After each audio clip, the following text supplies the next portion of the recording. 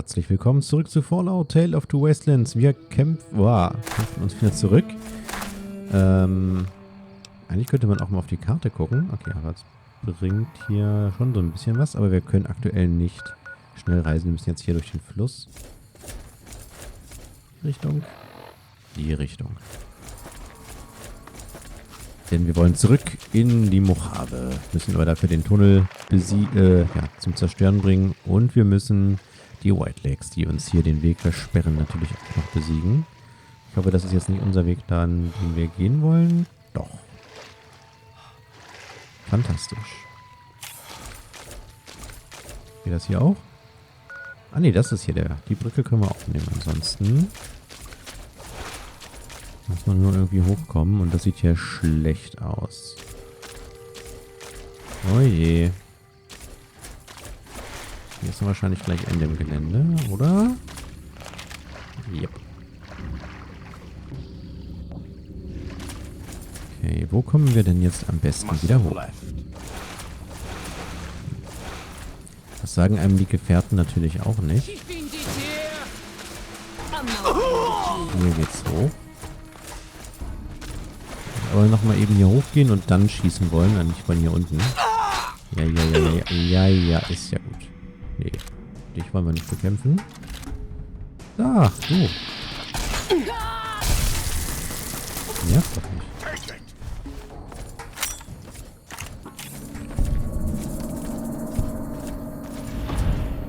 Hier sind doch bestimmt wieder irgendwelche Fallen. Retake the bridge. Haben wir ja gemacht. Sehr gut. Was soll denn? Das ist ein bisschen doppelt. Das ist bestimmt eine gute Sache.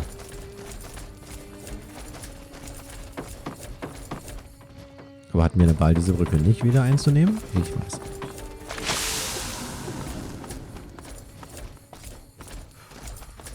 Und warum haben wir diesen Effekt? Fragen über Fragen.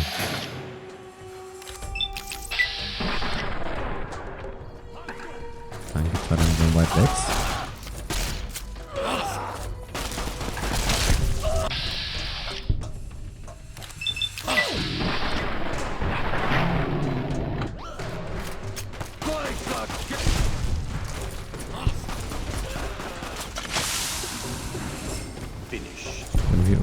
Irgendwie vergiftet oder wie? Auf jeden Fall ist das auch krass, wie viele Erfahrungspunkte man hier bekommt. Und gleich schon bei Level 52. Das geht ja ratzfatz hier.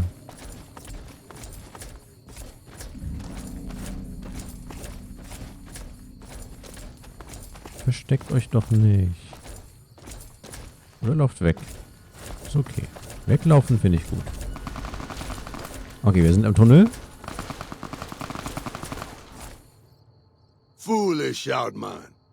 You best Whitelegs you think. By my spear you die! Warte, es gibt keinen Grund, so ein Massaker anzurichten. You speak. I listen. Kill you. Maybe I not. Maybe. Okay.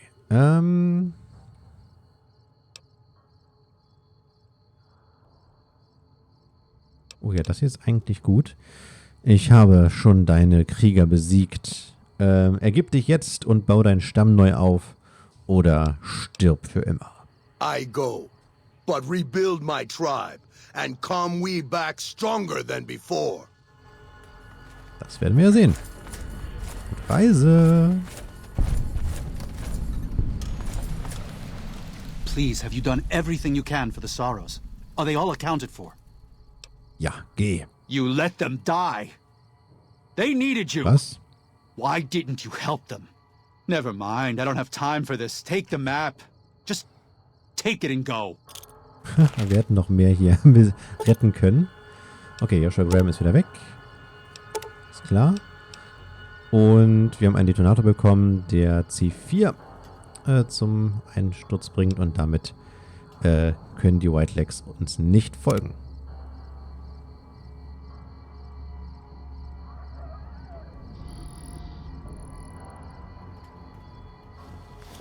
Okay. Bam. And so it was that the conflict between the New Canaanites and the Whitelegs was finally resolved.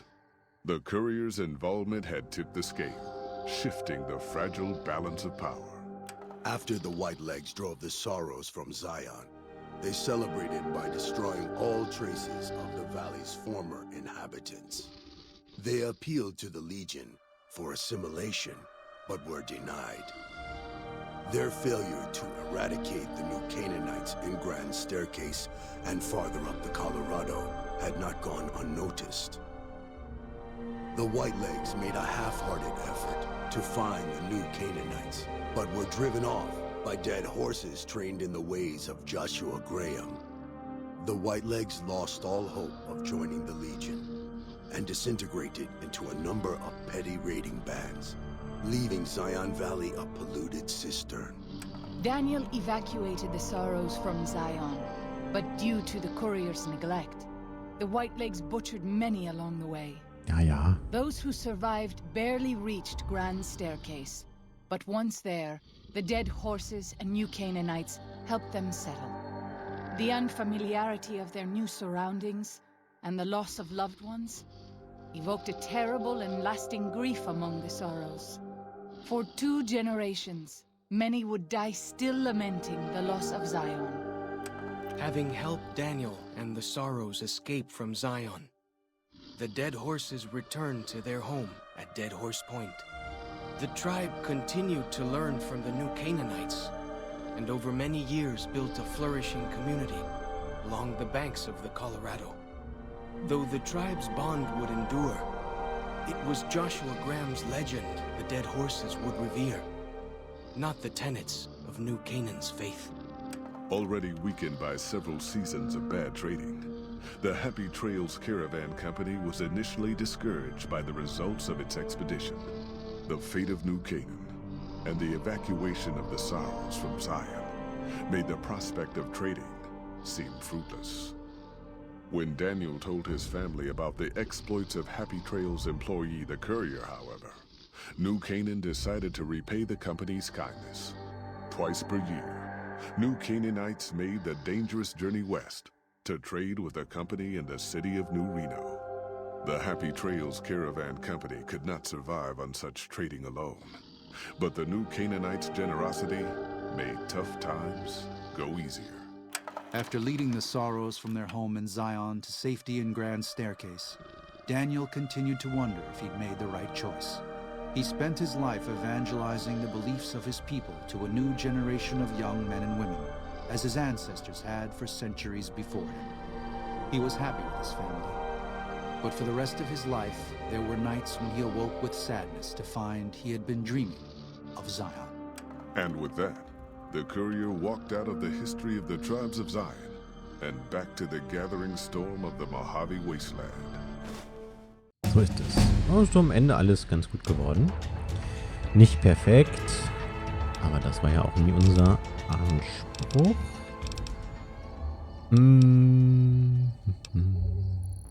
So, Survival machen wir mal voll.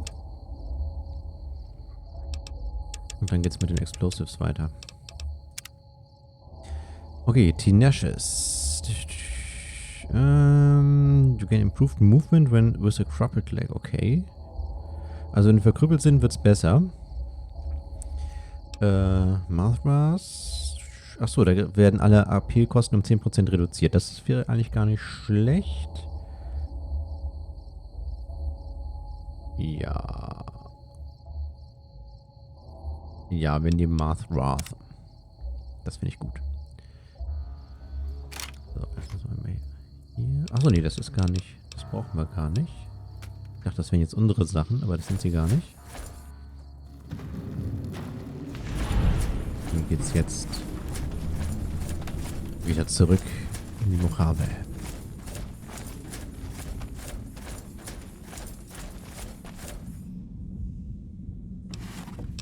Das sieht eher nach unseren Sachen aus. Und wir sind nicht überladen. Das ist ja mal was. Ja, das war doch ganz nett.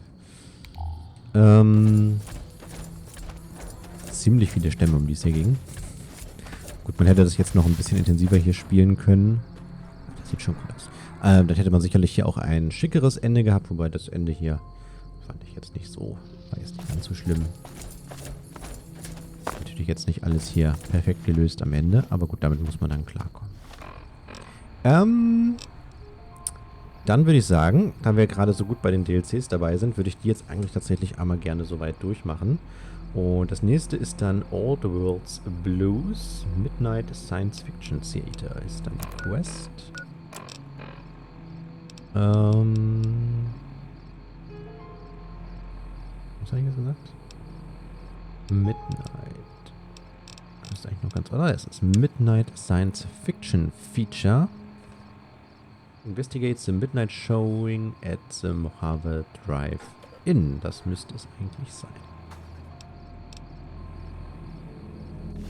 Ich bin gespannt. Wo müssen wir hin?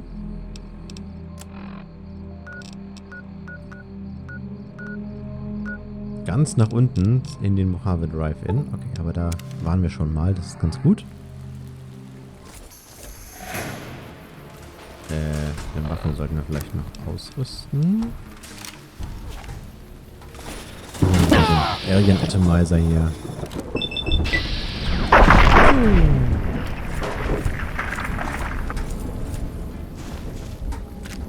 Also die Erfahrungspunkte, die man hier bekommen hat, die waren schon echt krass.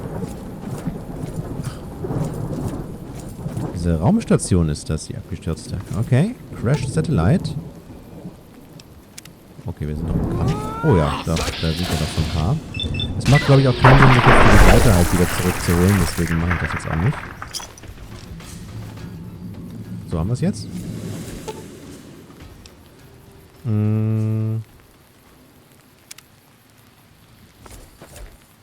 Wieso passiert hier nichts? Nothing happens since the midnight showing at the Mojave Drive-In hasn't started yet. Okay, wir gehen dann mal... Warum nicht? Müssen wir hier noch irgendwas in Gang setzen vorher?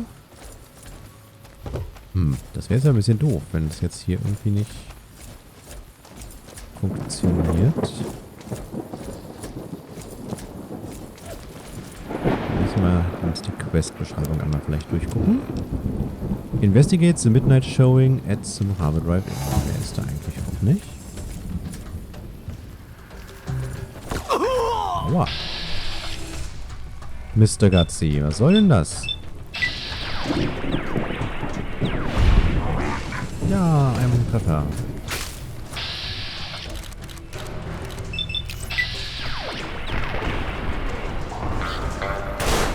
Sehr gut. Genau, die müssten jetzt auch wieder alle deutlich häufiger kommen. Das ist auch schön. Aber immer noch nicht ganz das, was wir hier wollten. Wieso? Wie kann ich das hier starten? Ach, Midnight Showing, ja. Ne? Könnte man natürlich auch mal selber drauf kommen. So, es ist 7:06 Uhr. Wir warten also 8, 9, 10, 11:06 Uhr. Nicht mal schätzen. Ja, mit sich ganz die Möglichkeit, Mitternacht abzupassen. Wir haben es gerade verpasst, die volle Stunde.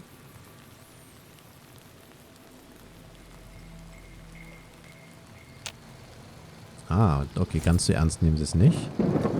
Was steht denn da dran? Joshua Graham lives. Ach, geht's hier weiter? The Burned Man Walks. Okay. Geht's hier mit Joshua Graham weiter? Okay. World Old Produce is recommended für, also für erfahrene Kuriere, Level 15+. Da sind wir ja, knapp drüber. Wir können währenddessen natürlich wieder nicht ins Mojave zurück. Wir können alles mitnehmen. Und wir können jederzeit dann auch wieder zurückkehren.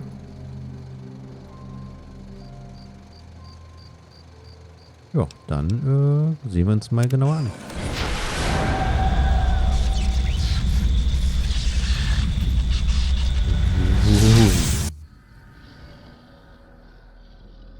Fallout New Vegas.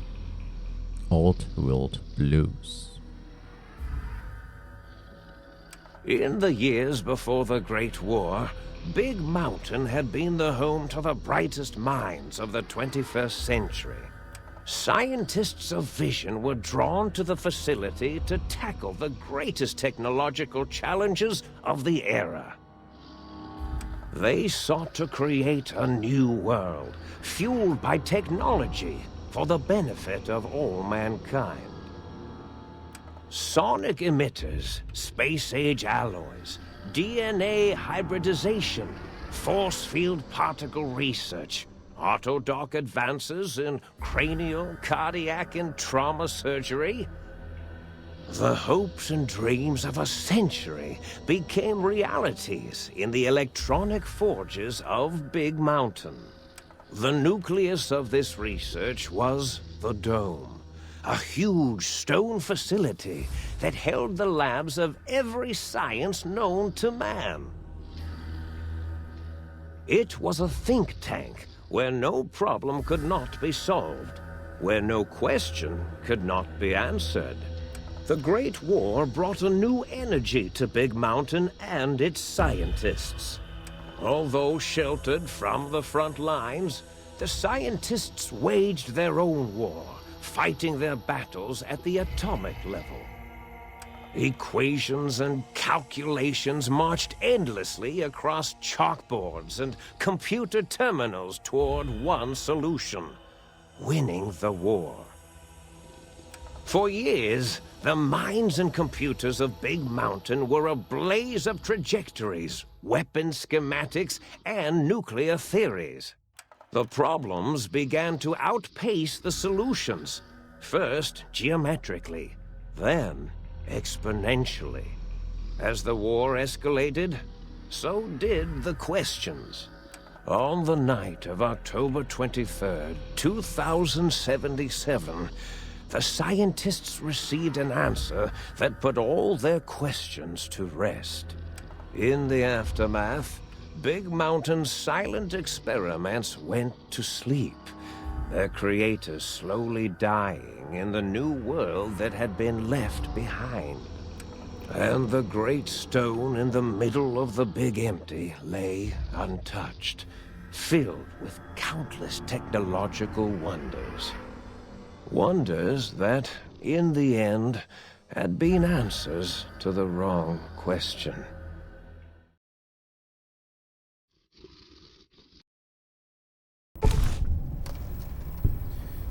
Okay, du fühlst dich seltsam schwerer. Okay, und wir gucken uns unseren Körper nochmal genau an und finden Operationsnarben um unseren Kopf, Brust und Rücken. Welcome to the Big Empty. Jetzt sind wir überladen. Na, herzlichen Glückwunsch. Wieso sind wir jetzt überladen? Und das auch nicht ohne. Oh Gott. So wäre ich sonst nicht ans DLC gegangen, wenn wir vorher schon überladen gewesen wären. Was soll man jetzt dazu noch sagen? Tja, ich weiß es nicht.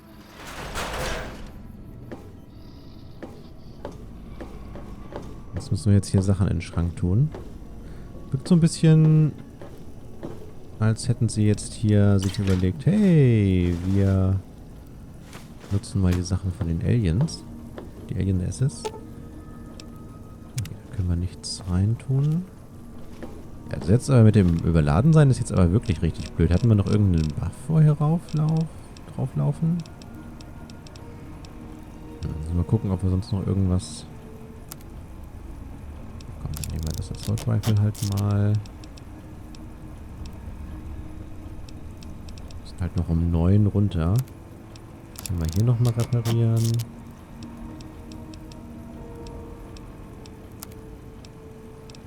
Captain's Sidearm. Könnten wir einen Alien Atomizer rausnehmen. Das will ich aber eigentlich gar nicht.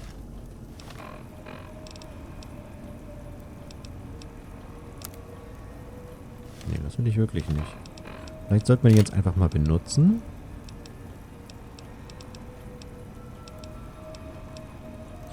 Die könnten wir mal droppen. Bei Wage 0,5, 0,6, 1,0. Das schmeißen wir mal alles weg. Das schmeißen wir weg. Aha. Ja, schade um die Wolfskralle da. Oder Bärenkralle, aber gut, so ist es halt. Ein komisches Gefühl des Pazifismus kommt über dich und du kannst deine Waffe aus irgendeinem Grund nicht mehr heben. Wie frech. Think Tank. Ja, der war hier. I thought I heard the pacification field kick in. All right, shh. Nobody move. I'll handle this. Be warned, intruder. You are in the presence of a mighty think tank of Big Mountain. The collective geniuses of... We... By Oppenheimer, which one of you self-professed geniuses has been adjusting my volume knob? Who was it? Was it you, 8? Oh, Dr. O, was it? Likely story. O couldn't spark 2 neurons if they were in a lattice of biomed gel. What? Me? Breaking news, Klein. It wasn't me, all right? I'm the robotical engineer.